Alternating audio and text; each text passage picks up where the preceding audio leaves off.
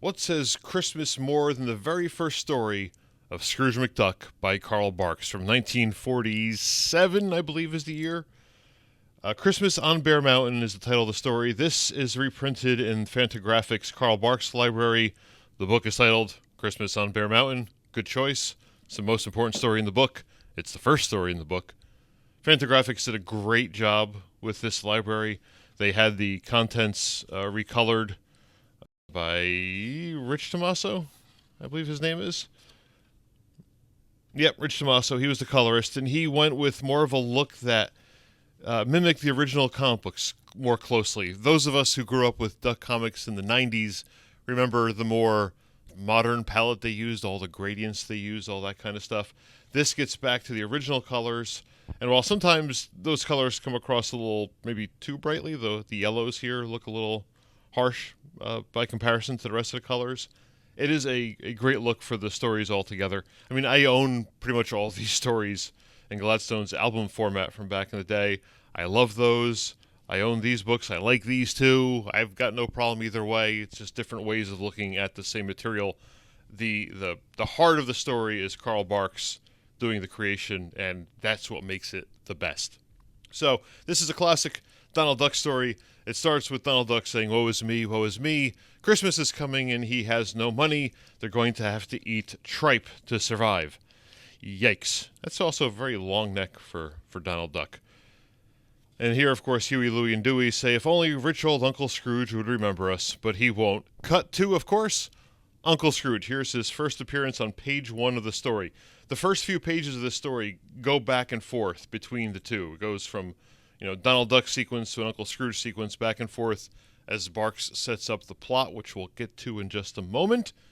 But let's discuss the very first appearance of Uncle Scrooge, yes, named after Ebenezer Scrooge, but also heavily influenced by Citizen Kane, an Orson Welles movie there. This is Uncle Scrooge. He's a mean, old, ornery guy with no friends. In fact, here it is. "Me, I'm different. Everybody hates me, and I hate everybody." He has nobody to buy presents for.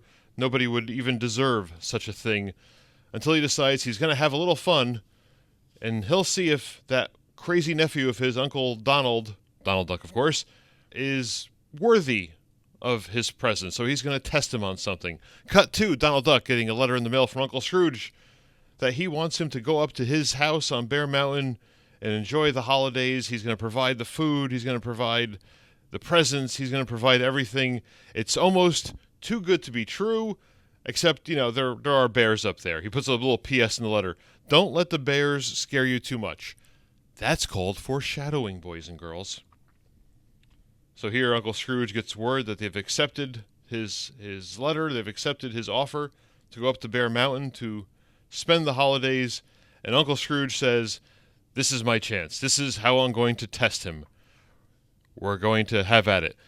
The boys get up to the shack here. Not quite a shack. The nice lodge at the top of Bear Mountain. The food is stocked. The pantry is stocked. There's candy. There's presents. Everything. Roller skates. Puzzles. Everything a duck in 1947 could possibly ask for. No iPads. No phones. Nothing like that. No video games. All the cool stuff you'd ask for. So we cut back to Uncle Scrooge, who is pulling out his bear costume, because he has, of course, a bear costume, which is probably an actual bear skin. I don't know if they actually mentioned that specifically, but it was a different time in the 40s. You could almost believe that Uncle Scrooge may have kept a stuffed bear around somewhere just in case he ever needed it, and here was a great case for him to wear that skin to go after Donald and the boys to see if he can scare them, or to see if Donald Duck would indeed be the brave man he wants him to be. Cut back to Bear Mountain, where the boys are like, "Holy cow, look at this. It's snowing." Of course it's snowing. It's a Christmas comic book story. That's going to happen. But we're still hung up on Uncle Donald here, who's worried about the bear. In the back of his mind, that PS from that letter is still hanging over him, and he's afraid of any sound he hears. He's afraid of the shadows he sees outside, which in this case is a squirrel. That's actually a great angle on the squirrel back and forth there. Cut to, again, Uncle Scrooge. He's coming up the mountain. He's going to scare the boys on Christmas Eve. Unfortunately, the snow means he can't pass. He can't get up there. He can't try to scare them. It'll have to wait until after they've eaten all of his food. Doesn't make Uncle Scrooge happy, but this story is not about Uncle Scrooge being happy. So now we get to the main thrust of the story. Everything has been set up.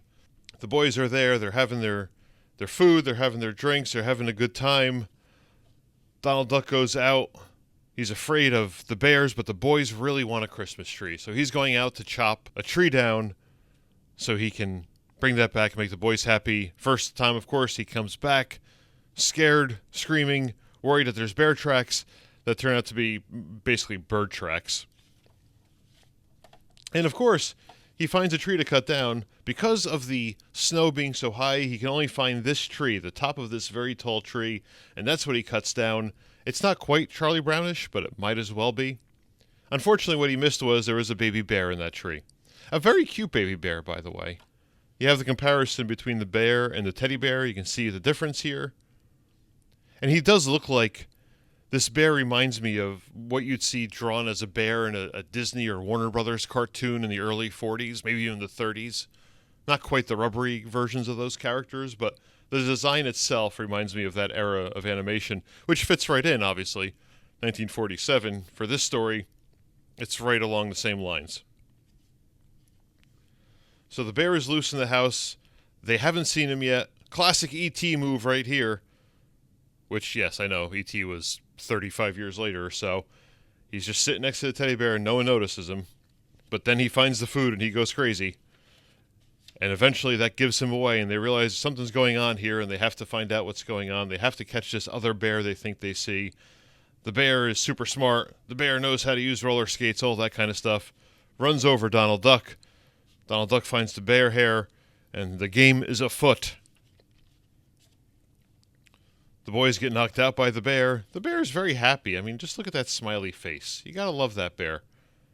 By the way, it's Christmas. Did I mention this is a Christmas story? We don't have Santa Claus in this one. We'll get to that at the end. It's missing many of the more classic elements of a comic book Christmas story, but it's also from the very early days of comic books, so we'll give it a pass. So there's a back and forth going on between the boys and the bear. The bear smartly takes some chocolates and goes and hides in a tree, but they find him there. Meanwhile, back in the forest, Mama Bear realizes that Baby Bear is missing and comes to the house ready to kill everybody to get her baby bear back, which is what Mama Bears do. The punchline of this story, we're going to get to it here in a second. The ducks get locked out of the house. They're afraid of the bear. Eventually, they go back in. The boys don't want their Christmas to be ruined, so they go after him. And the long story short, here's the nut of the matter. Here's where things get really interesting. Donald Duck sees the bear sleeping in front of the fireplace. The bear has eaten all the food that was left and is now tired, has fallen asleep. A little tryptophan going on there, a little Thanksgiving dinner kind of thing. Shocked out of his mind, he faints next to the bear. That's called a setup.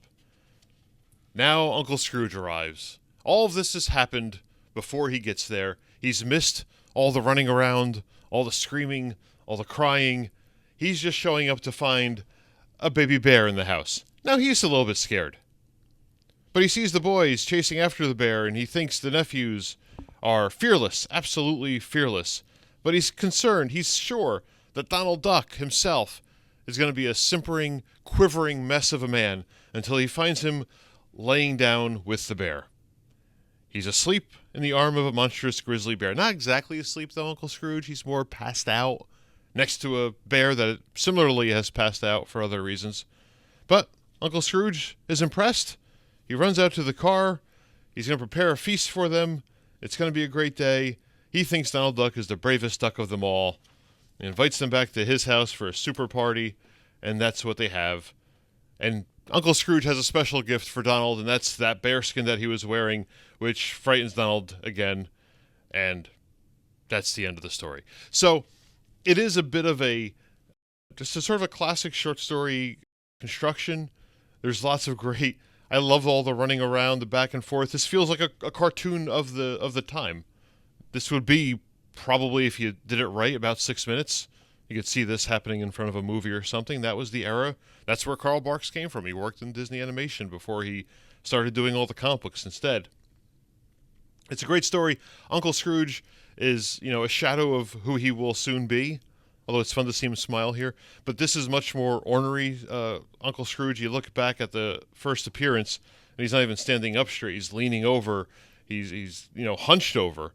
He's super cold, obviously because he's trying to save money by not running the heat, but also looks like a sort of a sickly old man. I love this Citizen Kane-like panel there. I mean, that would be like a half-page splash these days to pull that off. But Christmas on Bear Mountain, the very first Uncle Scrooge story, is just a great classic Barks tale. What was it, about 20 pages? I didn't count. It ends on page 20. Yeah, page 1 to page 20. So there you go. Donald Duck's Christmas on Bear Mountain. Your Christmas comic for the day. Ho, ho, ho, a Merry Christmas to all. So yes, no Santa Claus on here. It's not like Uncle Scrooge was wearing a Santa beard. We do have a Christmas tree, though. We do have presents. We have that going at least. We have a scary villain who could beat you up, which somehow keeps happening in these Christmas stories. Half of them, feature people trying to kill you or other creatures trying to kill you. Still a great Christmas story. Even without Uncle Scrooge, becoming Santa Claus and trying to pass presents out, that might be a bit of a stretch for the character. And that, believe it or not, isn't even Carl Barks' best Christmas story. He has another one we'll cover in a different video. I'll give you a quick preview. A Christmas for Shacktown, also part of the Carl Barks library from Fantagraphics, also made the first story in the book and the title of the book as well. That one gets a little deeper into some things, into the Christmas season, and it's the kind of book that'll hit you in the heart. And that's why everyone loves it so much. We'll discuss that next time, but for now, that's Christmas on Bear Mountain.